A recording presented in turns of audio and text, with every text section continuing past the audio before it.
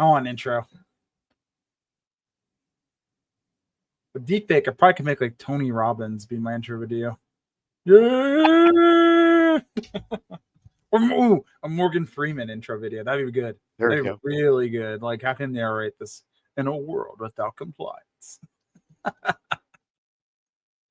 Okay, well, let's green screen for a second. I want people to trickle in. How's your day going, Matt? It's been going good. Getting some work done and meeting some people, having some good conversations this morning. That's awesome. Yeah. I had a few meetings myself, some client calls. So always, it's a weird one because it's very productive, but it's also like, man, I didn't get a lot done this morning because I was talking the whole time. Right. But it's also like, no, that's important. Yeah, it's always that balance, talk about work, but you actually have to get some work done as well. Yeah, well, many days like I talked about work all day today, but I didn't actually do any work. Well, that's part of the danger. You know what? You just take the days as they come. Well, I'm going to go ahead and just check our event real quick to make sure we're live on LinkedIn. Sure. Give me 2 seconds. And I muted the tab so we don't get bombarded. Okay, well, we're live, so we can go ahead and chat. Welcome. So let's go ahead and introduce ourselves before we go any further. I'm going to pull up this little slide deck. So, hey, everybody, thanks for joining us. My name is Logan Evans. I'm the Chief Security Officer at TTS Cyber, a MSSP or Managed Security Service Provider. And I'm joined here by Matt Garish. Matt? Yeah, I am Matt Garish with Vocivity. I do vCISO advisory consulting, helping folks build their security programs and get ready for SOC 2 audits and those types of things. A lot of security assessments and do policy and process documentation work as well. So we get to talk a lot about this, right? And let me ask you a question first and foremost. Is the need for security and compliance going down? No. Yeah. And I don't think it ever will go down from here. So, yeah, I mean, I think we're going to talk today about SOC 2. And our audience is definitely people who are selling to the enterprise, selling to the mid-market. And if you've been in a position where you're a CTO or a VP of engineering, or even on the sales team, right? This stinks because I've actually been on this side of it, right? You're 90% of the way through deal close, right? You've done the work, you got the lead, you cultivated the relationship. The buyer loves whatever it is you're selling. And then stop for a second, big old security questionnaire. And it takes time and energy, and your deal momentum just grinds to a halt because until you get that through procurement and security and answer the last one I did was about 6 pages in a spreadsheet of questions. You're not going anywhere. You're not getting any money. You're not closing your deal. For someone who's a sales-led founder, Matt, this is incredibly frustrating from my experience. It is tough, and honestly, it's frustrating from the side of the fence too, having to fill out the questionnaires and do all of that work, especially if the security program isn't something that has been formalized and documented. And I think if you're working on, especially if you're in the SaaS space right now, that's probably the biggest place I've just seen it's universal, right? Like if you're selling in SaaS, and especially if you're an AI SaaS company, your big money makers, in my opinion, are upstream mid-market and Fortune 1000 companies, and you are not going to get through if you're handling any kind of data without going through this process. It's just not going to happen. No. And that's where your big contracts are.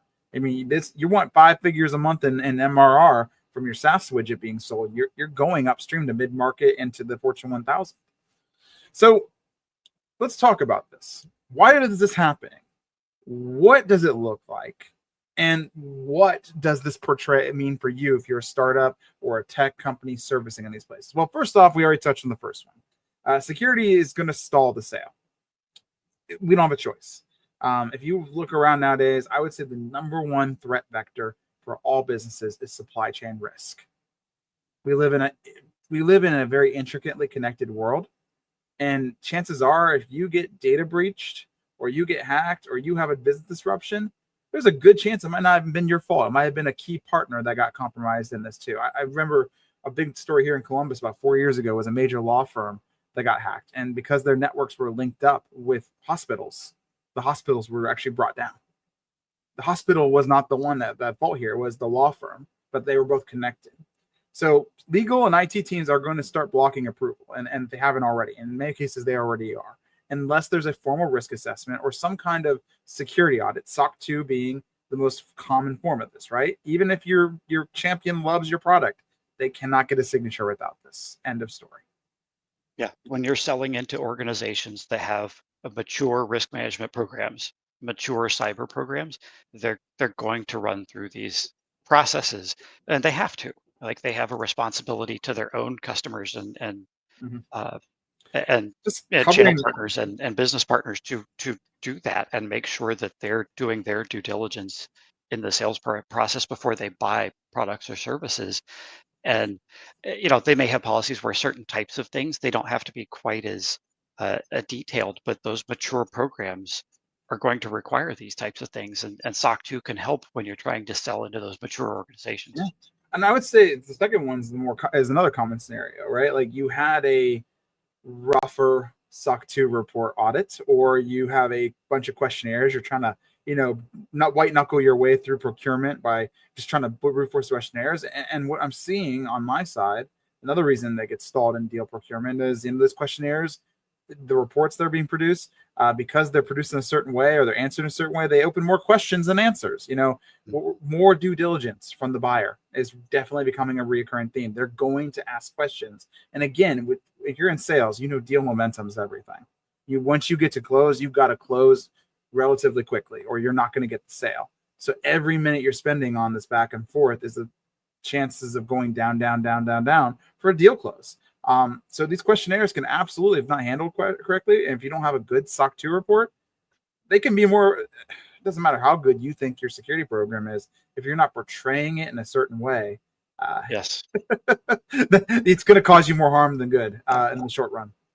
Yeah, it definitely can engender trust in your customers if you have this information at your fingertips, that when they ask for something, you have the report to hand to them immediately, and you have some potentially other supporting documentation that's been designed to accompany it to go to your customers, because they know that you've thought through this before, that you're not just answering this for the first time, that these are things that you've prepared and built because you've built this program. And what I've noticed too, so the last one you kind of tied into it, lack of trust, right? Where do we get stuck Yeah. at? What kind of thing? What kind of examples of pain does our potential audience have in deal procurement? SOC 2 is an example, has been around for quite some time now, and it's become a well understood standard. And so it is very quickly becoming a deal. What do you call it? A trust indicator of, not necessarily based on because you have SOC 2, you got your house in order, but because it separates people who are serious about getting involved in the enterprise sales. They've done a minimum motion, aka achieving SOC 2, getting SOC 2 report produced, that separates them from other people who might be portrayed as less credible, more high risk, not as mature, not been around as long, more ephemeral. These are all things that customers look at, especially if you're in the business like most SaaS companies. You're trying to get 1 to 3 year deals. If you've been around, for less than a year, and you have a competitor who's been around for 10 years, they're already getting a leg up on you. Versus, on top of that, they have SOC 2 ready to produce a report versus you and your security questionnaires. These are all things that can degrade the trust that you have. Not saying they will, but they can. Yep, absolutely. So let's talk about this. All right. SOC 2 is becoming here in the United States sort of the standard bearer, I think, in a lot of ways, especially in the tech startup ecosystem for, hey, like we talked about, this is the bare minimum we need to have. And so there's some people who will rush into this, and I've met them, and I know you've met them too, Matt, where they're like, we'll just get this done.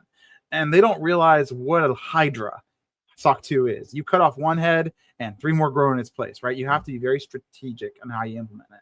Some common mistakes I do see is, hey, I'll buy the marketing hype. I'll go buy a Vanta, Hyperproof, Drata, what's the other one? Secure Frame. Hyperproof is a little more mature. Let's say Vanta, Drata, Secure Frame. They'll just take care of it, right? I call those solutions the sock in the box, right? You got it ready to go. And then they don't really think about what this is actually going to require. They get these fancy tools for, $20,000 a year most of the time. I think is the minimum buy-in. Sometimes a little bit less. And then they realize, oh crud, I still have to own the program. There's still work expected out of me to go in and make this all make sense for my company. So they have this really fancy tool and not enough time to actually use it. Yep. And those tools also sort of help, sort of force you to use their specific sets of controls for SOC 2 that they have prepared and that they have designed their system to support and work with the integrations that they have with other tools. So it gives you less flexibility. And one of the beautiful things about SOC 2 is its flexibility. But when you use these tools in exchange for making it easier, they Supposedly. reduce your flexibility in the process, and you can outgrow them very, very quickly as you want to start maturing your program.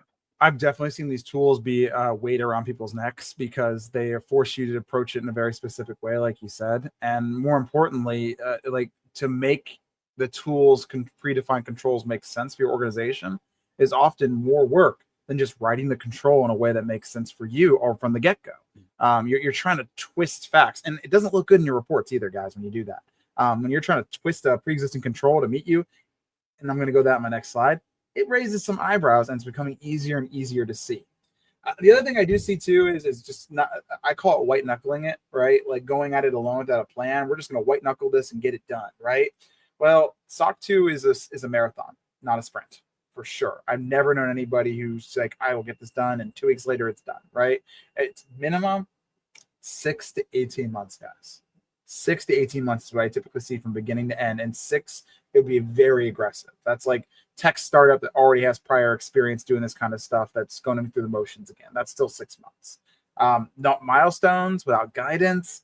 It ends up being this spaghetti on the wall, giant mess of a program that is duct tape and band-aided and a little bit of spit and elbow grease to kind of get through if you get all the way to audit. And then you got this report that if anyone actually reads, it's like this has more, I have more questions. Back to our original slide. I have more questions than I have answers from this report. Skipping the foundation, and this is the last part too, there is a foundational component, a strategy component. If you just jump straight into the audit without doing things like, for example, conducting an actual risk assessment to create what do we care about and what controls are mapped to what in our risk registry, you're not doing yourself any favors. It might feel easier in the short run. You're creating yourself a huge problem down the road. And without doing some form of a readiness assessment to understand where you stand, it's virtually impossible to put together a sane plan to get to where you want to go with SOC 2. And you end up, with that messy situation of doing things, but not really understanding where you are now, how much farther you have to go. And I know that, Logan, you as a CEO, that ambiguity, can kill you. If you're going to your team and they're like, well, we don't know when this is going to be done. You're like, I got to be able to tell people when I we're going like to start our audit. I have to be able to tell people when we're going to be done with our audit. And without a plan, without knowing where you stand, how much work there is to do, and just doing it organically, you can't you can't give the information you need to your customers yeah. to set expectations. And it goes back to that trust. Like they're going to wonder as well if as you're telling, well, we're in the process of getting SOC 2. Okay, what What's does that mean? Where in the process are you? I like retired General Powell's statement of how he handles information decision making as an executive. You never have a full picture, right? And SOC 2 is no example. There's always going to be, when you go through implementation, weird things and twists that happen. That's every major project any company's ever rolled out ever. No one's going to be surprised there. But General Powell had a very specific thing. He said, in order for me to make a good decision, I need somewhere between 40 to 70% of the full picture. Right? Like I need to have a broad outline. If you come with me less than 40% of the full picture, I can't make any decisions on that. I don't have enough. And if you come at me too much, you've waited too long. Right? If you come over 70, you've waited too long. We should have been already talking about this. As a founder and a CEO, you hit the nail on the head. I want to move fast. I want to break stuff. I want to get in front of customers. But if they're asking me, hey, what's going on, without that, that roadmap, that this is roughly where we're at, and this is what still needs to get done before we're going to be where we want to go, I can't answer that to customers accurately. I can lie, but lies have a nasty habit of being found out, even if you don't have ethical reasons to not do it, which I absolutely do.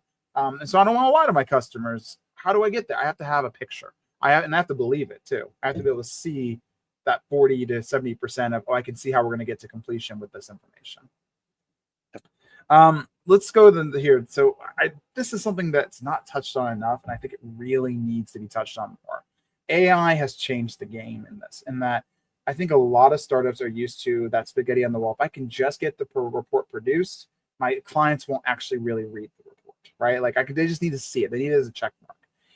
And I would have said before that wasn't true, but maybe you always find exceptions to the rule, et cetera. AI has made this even harder because AI, in my opinion, has made it easier for procurement teams and security teams to ingest large amounts of data looking for specific indicators. So you might have a cobbled together report, and yeah, previously that overworked, overstretched security team might have just rubber stamped it to get it off their plate, and you were counting on that. Now that they have AI going through everything, that's no longer the case. They can now scale this. And so what we're seeing, I think, is the beginning of a lot of emphasis on not just having a SOC 2 report to produce, but the quality of the report has to be up to a certain standard, because otherwise, like I said, it leads to more questions than answers, all again, slowing or even possibly costing you deals. AI, yeah, I like the middle slide. That I, by the way, wrote this with AI because I thought it would be fun. And I like how it said, I took this really long rambling thing of my logic and it shortened it down to one sentence. AI is shortening the time to know. And I'm like, that's why AI, because I literally gave it like 6 paragraphs of my reasoning of why AI is in there. And it's like, nope, you just need to make one sentence. AI is shortening the time it takes to get to know. Yeah, that's a great way to summarize that. Because AI, the SOC 2 report is a very rich document. There's a lot of data in there, a lot of information that if you know how to read it and what you're looking for, you can find that. And AI is allowing folks to, like you said, accelerate the time that it takes to review it, and they can review it at a depth that they couldn't have done before, Mm-hmm. potentially with less experienced personnel even to You get can through that process and be able to map your controls that are listed in your SOC 2 report to their own programs to figure out, are there gaps with critical controls here that we need you to have based on our own program. That mapping is now much easier to do oh my gosh, with these tools. you can train an AI bot on best practices. You can train it on what a SOC 2, like the hallmarks of what you would expect. You can give it a security program, and it all of a sudden becomes just the best at spotting what I call inconsistencies, right? Controls don't make sense. They seem a little fuzzy. It'll point that out so quickly. I've used this myself. And it's like, yeah, this control, they said they do it here, but they didn't talk about doing it like they should have in these 2 areas if they actually have this control. Also, contradictions. I have a policy for this, but I've described in my report that how I handle my change control, for example, how I handle my change control is actually different in the report than the policy I referenced on change control. It can spot that really quick. Like, what you're describing doesn't match to what's written. And then last but not least, and this is the one I think where SOC in the box really struggles. If you have boilerplate responses that are weak or don't make sense for your business because you're trying to shove a control that doesn't make sense into your work, it'll call that out so quick. It's going to go and say, this is not seem very consistent. This does not seem, or it seems this is repetitive. I see this language a lot. And that gives a highlighted zone for a security team to go and say, I don't know, if we ask them about this, they might struggle to answer. Yeah, All this comes down to is really quality. Quality is becoming more and more of an emphasis. And I think AI is only going to, like I said, AI has been kind of the beginning of a rolling snowball that's really starting to take off now. Here's the translation. All we're talking about. You need SOC 2 to get in if you're going to sell B2B, and especially in the enterprise or the SME space, right? The problem is if you just do the old method of trying to cram a SOC 2 report for as cheap as possible, as quick as possible in, A, you're in for a lot of pain because that doesn't work that way. But B, even if you'd manage to brute force your way to a SOC 2 report that, an auditor is willing to produce for you, it doesn't mean it's going to fix your problem. The quality of your security programs now create more, or either they ease your sales deal cycles, or they're going to create more friction. And you need to be considering that when you go out to go to market. Yeah. And as a sales-led founder, the longer the deal cycle takes, the less likely I'm going to close, the less money I make, right? We work in services, so our deal life cycles are a little longer than most organizations that are in like SaaS or something. Like, I'm not selling a widget, I'm selling a very complex service that's a bunch of things bundled together. Even I am always looking, Matt, to figure out how I can shorten my deal life cycle without sacrificing anything out of it, right? To get that close to that yes quicker. And your security program, if you're a startup and you're especially in, like I said, SaaS, AI, selling to B2B, it can be a big difference on how much time it adds to your sales life cycle, depending on how well you think about this and how well you implement it. Exactly. And the work that you do to prepare for SOC 2 and build that program sets you up to be able to create materials that your sales folks can have at their fingertips when customers are asking questions that they can provide. And that sends that very strong signal that this isn't an afterthought for us. I know this keeps coming back to trust, but this is one of the big areas that security can be a business driver, is helping to make sure the sales teams are prepared to articulate what the company does about security. Not just it's important to us, but it's important. This is what we do. And the SOC 2 report is just one piece of that, obviously, but it's a very important piece because that has been audited by an independent third party. And then now the customer doesn't have to spend as much time digging as deep Mhm. because that audit is there along with your other documentation. And just being able to turn that around very, very quickly to folks is going to move things along. Speed is important here. If your team Yeah. sounds like they're confident and they're able to produce, quick answers that make sense and produce the SOC 2 report and move along, that initial impression that you set on the security side will absolutely carry dividends throughout the deal lifecycle. Versus if you sound like you don't really know what you're talking about, if you're inconsistent, if the sales reps have to constantly ask the CTO how to answer something before they get back to you. I mean, first impressions matter, I like to say. I think everybody knows that. This is your chance to make a good first impression in your deal lifecycle if you look like you know what you're doing and you're prepared. And Let the that's lawyers let the lawyers slow the sales process down, not the security folks. correct. And so, here's what we do, right? We do our readiness assessment. So first off, we have a three-phase approach. We do our foundations, right? We're doing our risk assessment, our gap analysis, looking at policies and gaps in policies, helping you figure out what you should be drafting together, right? Uh, from my side of things as an MSSP, once the assessment's done, we can absolutely pour an accelerant on your security program in certain areas by going ahead and implementing tools or aligning your existing tool stack, documentation, evidence collection, and training to actually line up with the program that you want. And again, you're not having to build this all yourself. And then, of course, I think this is something we don't talk about a lot, but then I met you, Matt, and I realized this is so important. Audit prep, helping you feel prepared and confident, working with the Yes. auditor to translate certain things that might be a little esoteric that to the average eye that makes sense to the auditor, so they're not harping about it. And also just giving you, confidence in your program, right? Like, hey, I'm going to hold your hand a little bit as we go to the auditor, at least for that first foray, and help you make sure things go as smooth as possible when it comes time to do your audit. These are all things that we do in order to make sure that our customers do not struggle with spaghetti on the wall syndrome. Methodical, it's like building a house. First the foundations, then build it up, then put the finishing touches on. That's how we approach this. Yeah, and it's so important too, as you do the build out, to make sure that you've got things documented. Because when you get to the audit, you have to be able to execute those controls, those processes reliably. And if you haven't documented what it is you intend to do, it's very, very difficult to train the team on doing those things. And that's where these tools, the tools we mentioned at the beginning, can sometimes fall a little short. They're great for what they do as far as bootstrapping a program, and they can automate some of the evidence collection, but what they don't automate is the things that the people need to do within the organization. And having that stuff documented is a big piece of it.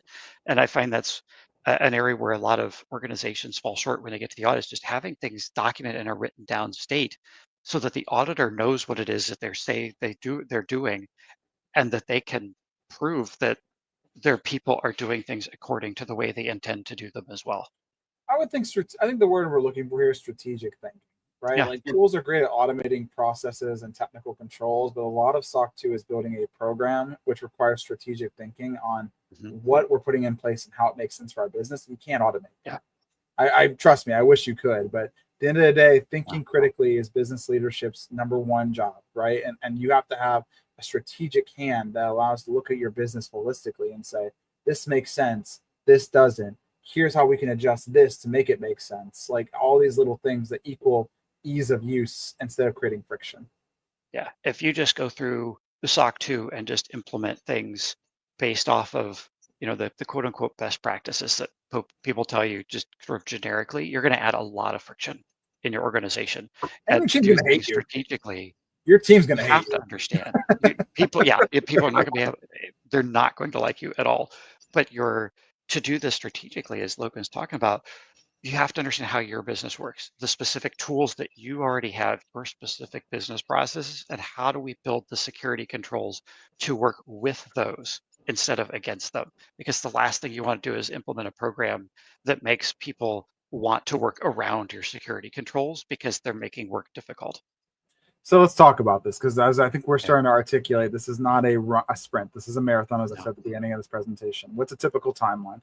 As I mentioned previously, 6 months if you're busting your hump and you're on the smaller size from an organization is probably the quickest I would see. If you're a large organization, good luck. If you're a small startup and you're willing to pour everything you've got into this, you could probably get this done in 6 months.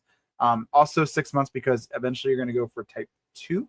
That's a big important. I think one of the things that we encourage organizations right now is to actually start with type 1. It's an easier achievement, and then tell their businesses, yeah, we did. It's our first year. Be open about it. Own it. It's our first time doing this. We're doing type 1 just to get ourselves in, show that we're committed, and we're going to do type 2 next year. I think that's a perfectly acceptable thing, and it also builds the right muscle memory in the organization without as much pressure, so that when type 2 comes, it's more of a familiar feeling as opposed to trying to just get everything in. And for those of you who aren't sure what I'm talking about, type 1, type 2, type 1 looks at your program at a specific moment in time. It's a snapshot. So this day at this time, you have this control. Great. We're putting that in the audit.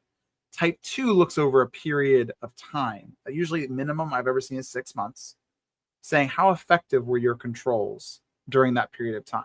And they can ask for evidence at any point during that period of time to show that it's effective, which is why you can probably imagine I can show if I bust my hump in 6 months that for the month of December, right? I start today, month of December, on December 15th, my program's working great. Here you go, Mr. Auditor. That's doable.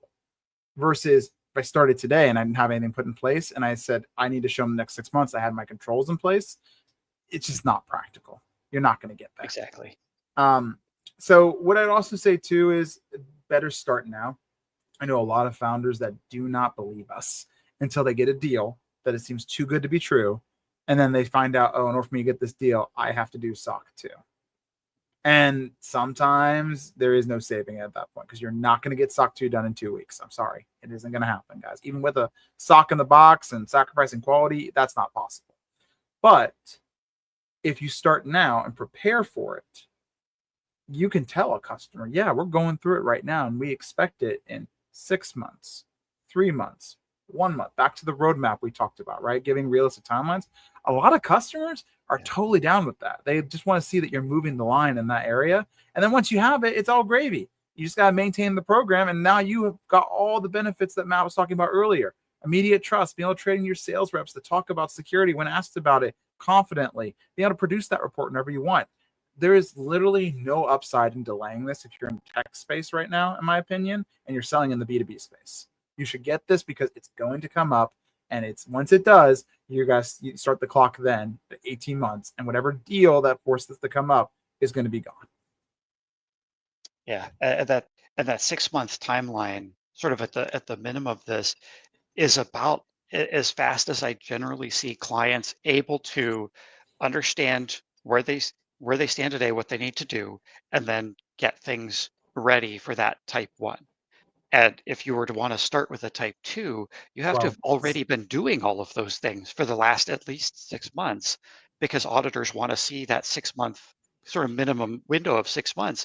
So once you get ready, if you want to start with a SOC that type 2, after that first 6 months, you've got to wait another 6 months to let your program actually run and operate before they can start that audit. So you're already a year out at that point. So this is why it's so important, if you're working fast, to start with that type 1 and immediately start looking forward to when are we going to do our type 2 to follow that.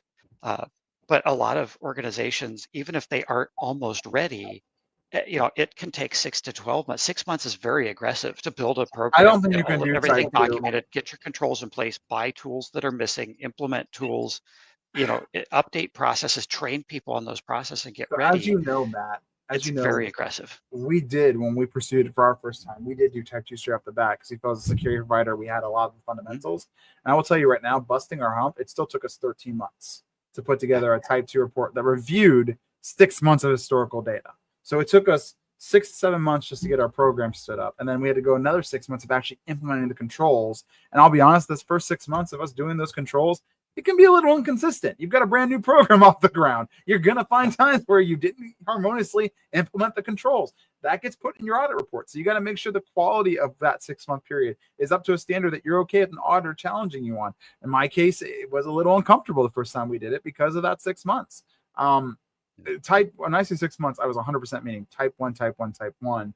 You need 6 months of just having the program underway minimum to a place where you're comfortable letting an auditor look at it. Then you can go for type 2, which is where, and to be clear, guys, type 2 is the end game. Most organizations will not accept type 1 indefinitely. Type 1 is considered sort of like putting on the training wheels, getting yourself a taste. Type 2 is what they want to see because that shows that you have maturity to consistently implement your program over a period of time. So let's talk about this real quick. I think it's important to remember we get into the tech, we get into the weeds. What's the goal? SOC 2 by itself is not your goal. Your goal as a business is to grow and make more money. SOC 2, however, will enable you to do that because they need trust. Trust. Trust is the number one way for you to grow your business and get more customers. So you're going to be able to do things like fast track RFPs and legal reviews when you have that report ready to produce. It's going to answer a lot of questions. As we mentioned, you're going to be able to gain trust earlier in the sales cycle. And this is kind of cool. Wouldn't it be nice to be the competitor that outmaneuvers the smaller guy because you have this thing ready to go that have weak security postures instead of being the one with the weak security posture that's getting outmaneuvered? I like being the guy now that can produce the report, Matt. It's kind of nice. It's a nice little feather in our cap to say, yeah, we got that. Here you go. Versus some of our competitors that have never bothered.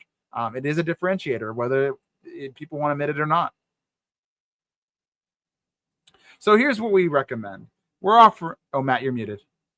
I'm sorry. Yes, a big differentiator, but it shows the investment that you've made. Like you said before, the time investment and the monetary investment, because it takes both to achieve this. It's not a small investment. Give guys a budget, and I should put this in the slide deck. Most organizations are reasonably expected to drop somewhere between $25,000 to $35,000 for their first year on this, not counting labor of what's going to take to put it in. Like this is a non-insignificant investment. But once you have it, and I like this, I like Gino Wickman's business goals as an entrepreneur. We're going to end on this next slide, but he one of his processes creating a guarantee, right? What is your company's guarantee? And for us, because we sell security services, our guarantee is we're willing to eat our own medicine. And while yes, nothing's 100%, we've gone through the exercise and put the investment in to show you some level of transparency that we're actually trying to manage our house in a way that's acceptable standards to the trust that we're asking you to give us as your security team, right? Like, and that goes a long way. I will tell you that right now, especially in the mid-market, when I say, yeah, I mean, don't get me wrong, we're not infallible, we're not unbeatable, but we've put $35,000, $40,000, $50,000 plus our reoccurring payment every year and the people to maintain a program that we're willing to share with you and let you review and the effort and that commitment of transparency. That's a powerful trust builder when you talk in that kind of terms. We're trying to put our money where our mouth is. Okay, so speaking of which, we are giving out free 15-minute cyber strategy sessions. So what you can do with that strategy session, you can ask questions about something you've been stuck on for a while. Maybe you don't really understand SOC 2. Maybe there's a specific thing you've always had a question about. Maybe you're trying to implement your program and you're stuck on something. We are giving out 15 minutes free of our time, me and Matt both, to go ahead and answer whatever kind of questions you want. And to be clear, that is not an insignificant investment because we usually get a decent amount of traction on these offers. People are like, oh, I don't have to pay your hourly rate? Okay, let me grab that. Okay. But we're giving away this for you. And the goal would be you get clarity. We do put together readiness assessments. We do help implement SOC 2 programs, but it's all about knowing and having confidence of what your journey looks like. And also, too, building trust. Like we said, we're trying to build our own trust when people are looking at us. And so come to us, and for 15 minutes, we will answer what questions we can. We will help you understand maybe what your journey will potentially look like as you go into this. That is our commitment and offer today.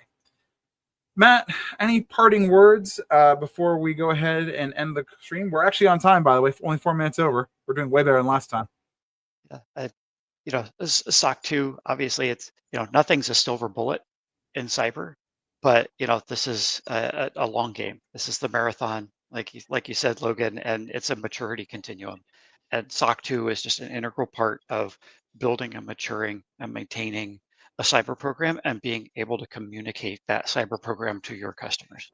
I'm going to add one asterisk. If you're an AI based company, it's also a huge thing for right now. There's so many AI products and AI tools out there right now. It's crazy. One of the main differentiators I look when clients ask me, what tools should I use for X and Y? Because it's a wild west of the cyber AI ecosystem, right? I look for that report. I say, are they being serious? First off, do they have it? That's plus one. Cool. They've actually thought about trying to be serious in maturity, not just try to produce a quick cash grab widget. But two, when they read it, right, produce it, I want to see that they're doing good security controls surrounding their program, because any AI tool nowadays is going to have access to all kinds of goodies and data. That's the very nature of it. So if you're an AI startup trying to set yourself apart from your competitors, as a security guy who's being asked by clients, should I trust these AI tools with my data? It's a huge leg up right now. Yeah, and I think too, as part of the strategy, it's identifying what is the right time to start this. And, like you said, we want to start before the sales happen, before you're ready to scale, so that you're ready. And that's something that we can help with as well, is helping folks understand, like, what is the right time to start this. I actually have a prescriptive path, although it's not 100%, because nowadays I'm seeing more and more bootstrapping, and I encourage it as a founder and entrepreneur. Yay, bootstrappers. But typically in the past, I always said between seed and Series A is typically when I see organizations that they've got a little bit of sales, they've got some personnel. If you're in the VC space, you know what I'm talking about. That's when you need to be starting this journey, not waiting until you're at Series B, Series C, you've scaled upwards, because the larger you grow and the more complex your offerings get, the harder this gets. Yes. It's easier to build a good foundation in the beginning and build on that foundation than try to go back and fix foundations. If you've ever worked in construction, which I have, my dad as a kid, fixing foundations sucks.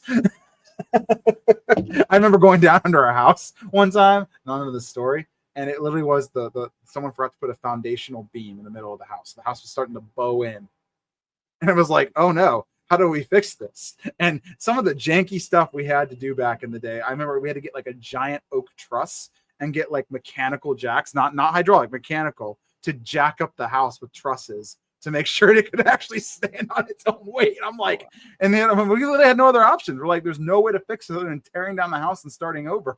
And that's a good analogy of build your foundation right the first time, so you don't have to do things in the end that look a little eyebrowy raising. Yeah, it's hard to change habits after the fact. All right, guys, take care. Have a great rest of your week. And I'm Logan. This is Matt. Reach out to us. We're ready to help you. Thank you.